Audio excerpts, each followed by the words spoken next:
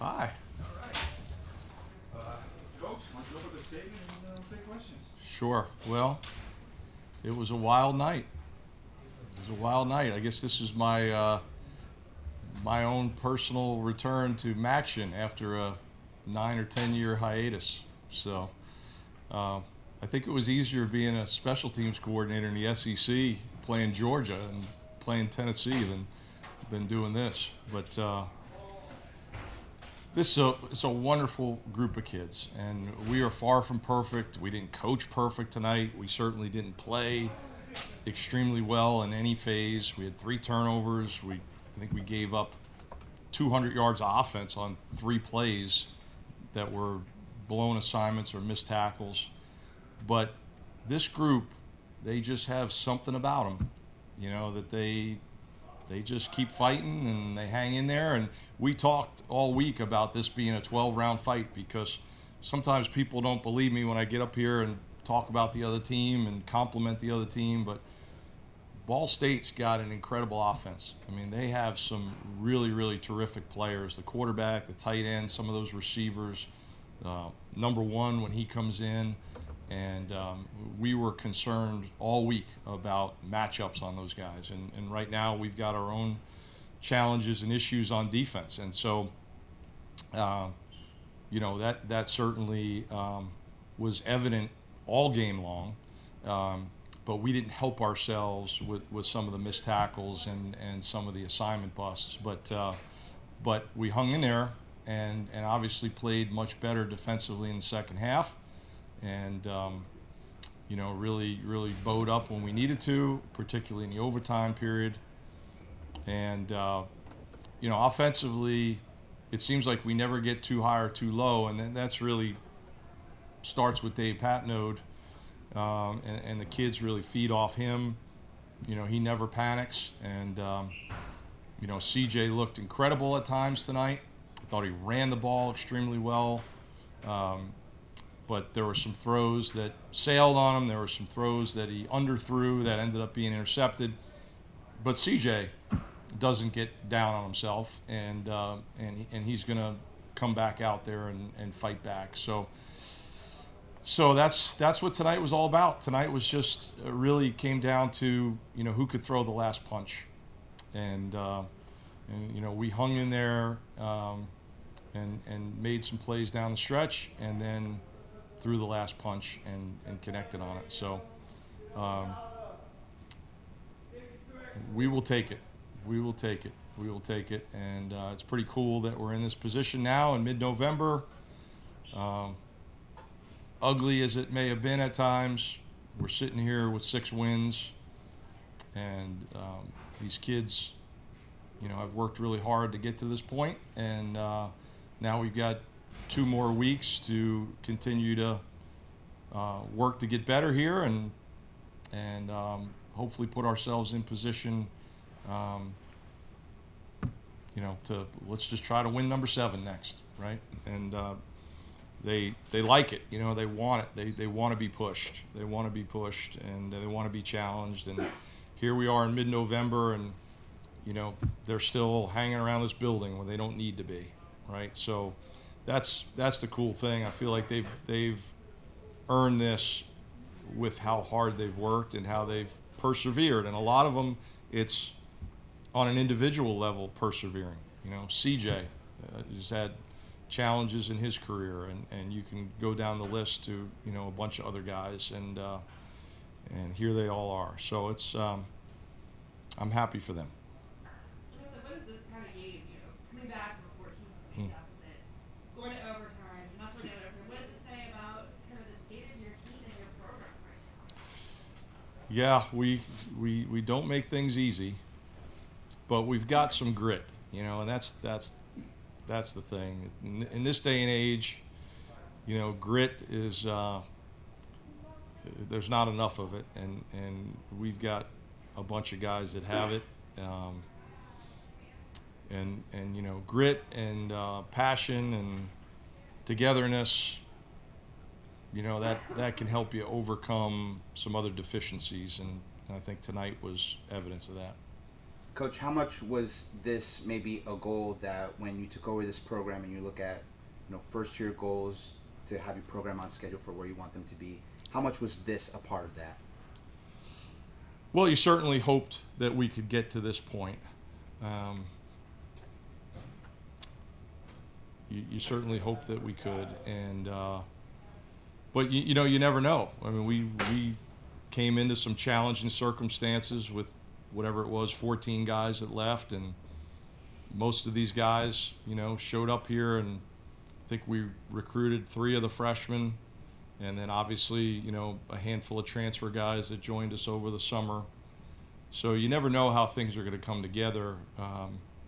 But as I've said many, many times, we've tried hard to bring in good people, and I think we retained some good people on the staff and encouraged some people, good people on the team to stay and stick with us, and then tried to bring in some more good people. And so it all starts with your character and loving football. And I'd like to think that if things didn't go our way tonight, that you would have saw the same kind of fight out of our kids going into the next game and then the last game.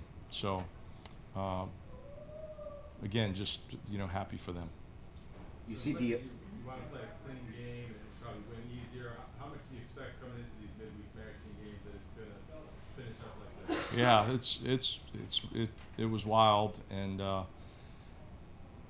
I figured, I anticipated that they were going to, Ball State that is, make plays throwing the ball.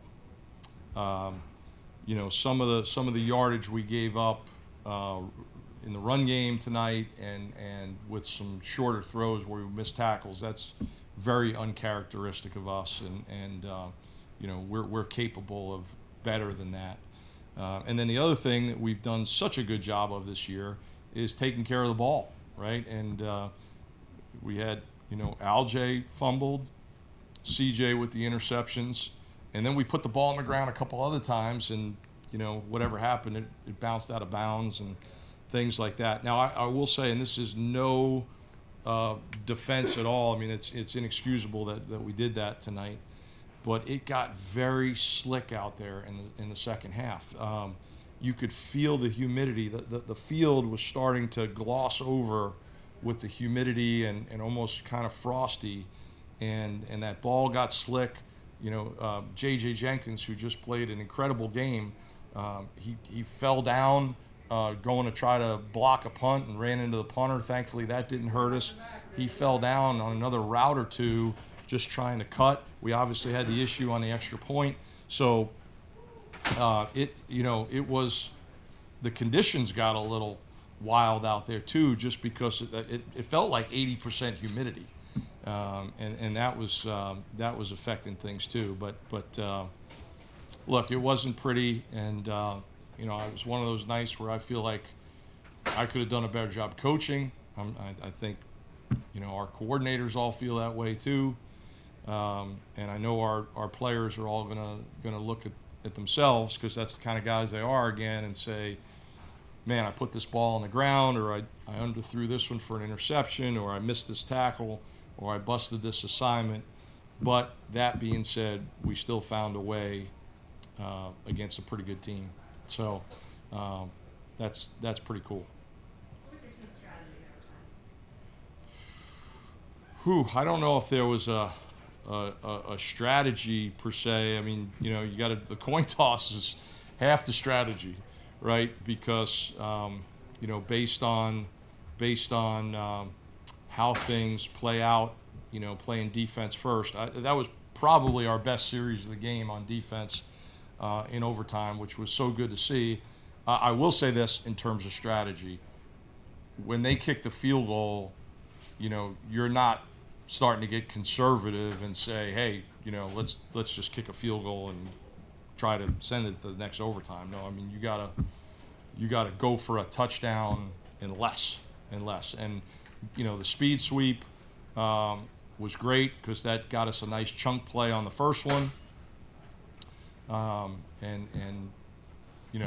You're thinking, go unless you know you get the fourth down, and then you got to send it hopefully to the second overtime. But you can't even assume field goals, so you got to stay aggressive. Oleg's interception and being able to score at the last second in the half, how crucial was Oh goodness, what a swing in momentum! What an incredible swing, and yeah, I mean, you know, we can sit here all night and debate, you know, what you do there, you know, if you're on the other side, but you know, the way they were going through us and over us and around us, they were probably thinking, hey, we can get another score here before the half, or at least a field goal. And you know, one thing that we did preach all week, you know, we were able to bat down some balls because he's a very good quarterback, but he's a shorter quarterback.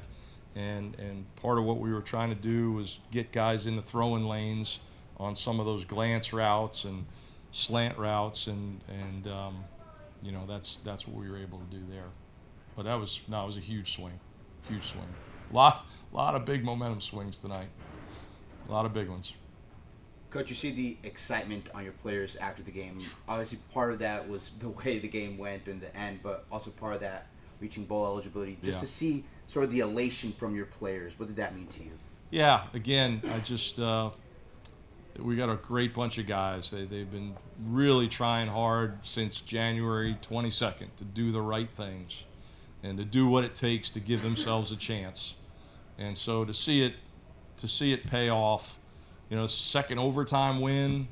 You know, we've had some wild games. You know, some games where we played really well, some games we didn't play really well, some games we played really well at times and not well at times. So it's been a roller coaster ride for these guys, but they never get discouraged, and they truly enjoy this time around each other. So here we are, and let's just let's keep battling here and see what happens the next 2 weeks.